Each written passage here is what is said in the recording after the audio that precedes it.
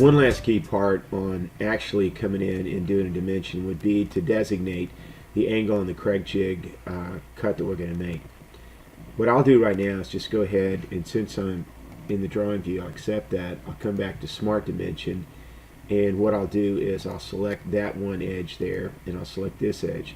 Now I can say 165-degree angle, or I can play around with this and say a 15-degree angle. 15-degree angle is more appropriate. Also, what would be good is to come back in and put a design note explaining what that is. Because it is such a strange angle, it would be necessary to really designate what that's all about. So I'll come over here to Annotation, and what I'll do is I'm going to click on this particular feature here, and I'll move this over, and I'm going to come back here and say use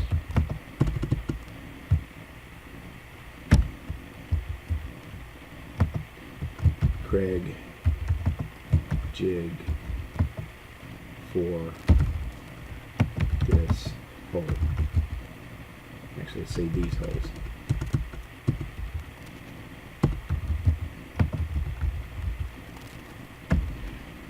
Go ahead and click off to the side. Now, again, I'm going to have to edit this. Double click again. I'll come down here to the very end, hold my shift key down, hit the U, get that in there. Actually, it's not getting in there, so let's fix that. Pull that out a little bit. Tab all the way over there. Some of that. Let's go ahead and put note, colon, and then put use, space, take that one line out there. Okay, I think I got it. Yeah, I can do that, and it'll pretty much figure out that you can use all these as well. Okay, that's good for that. Now let's come down here, and we got to edit all of this here in the title block. So we get out of that note, and again, right mouse click on the sheet and say Edit Sheet Format. Now, as you can see, you got all these little cap and gown type hats here for graduation on here.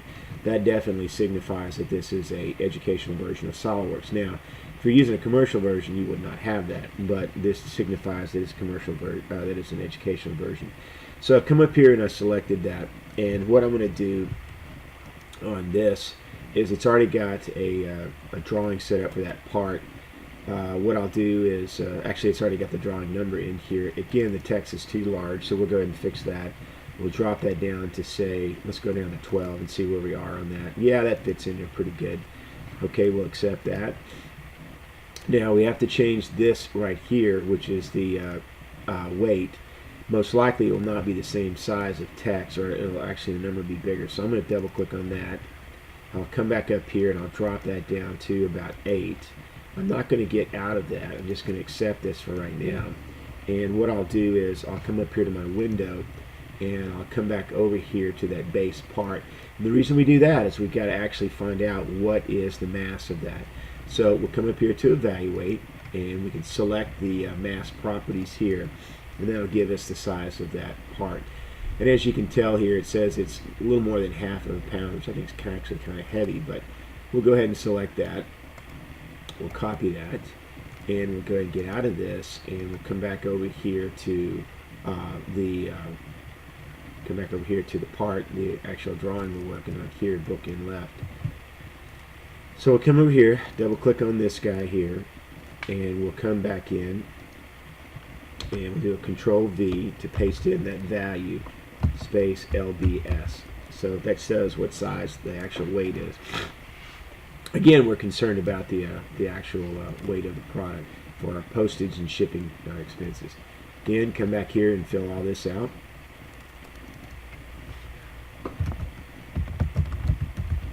Okay, and we'll come over here and put the date in, and it looks like today is the 5th of September, so we'll say 9/5 in the year 17.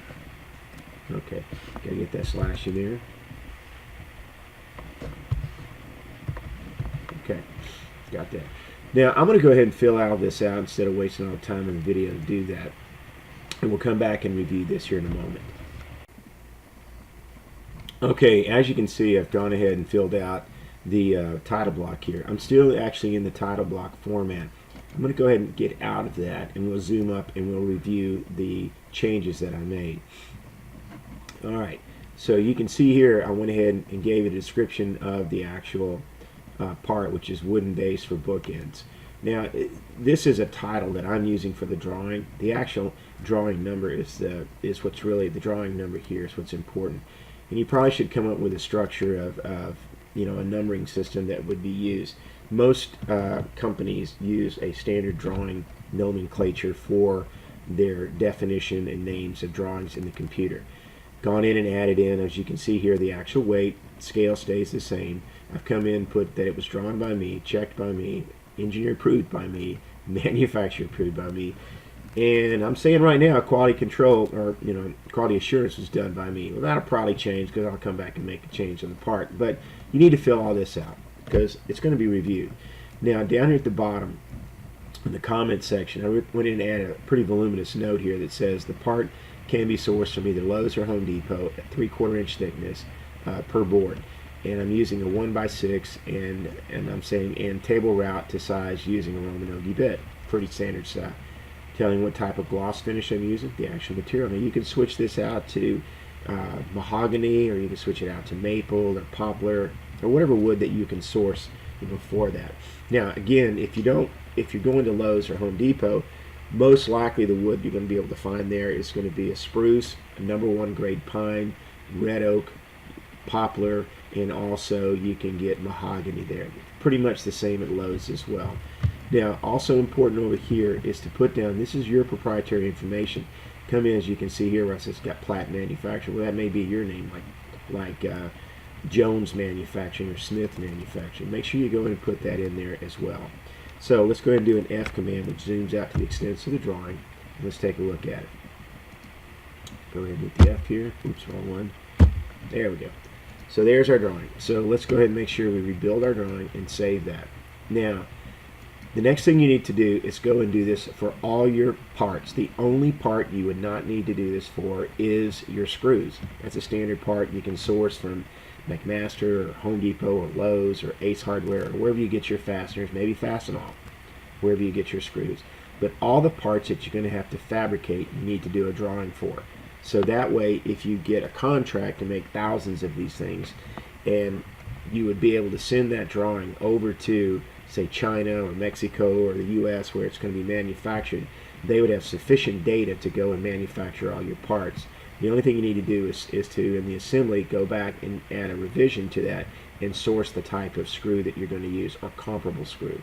So now that this is done, the next phase we need to do is go and make parts for make drawings for all of our parts. Then after that, we're going to focus on, in the next video, we're going to focus on making the parts and the drawings for the parts we're going to use to plasma cut out this assembly.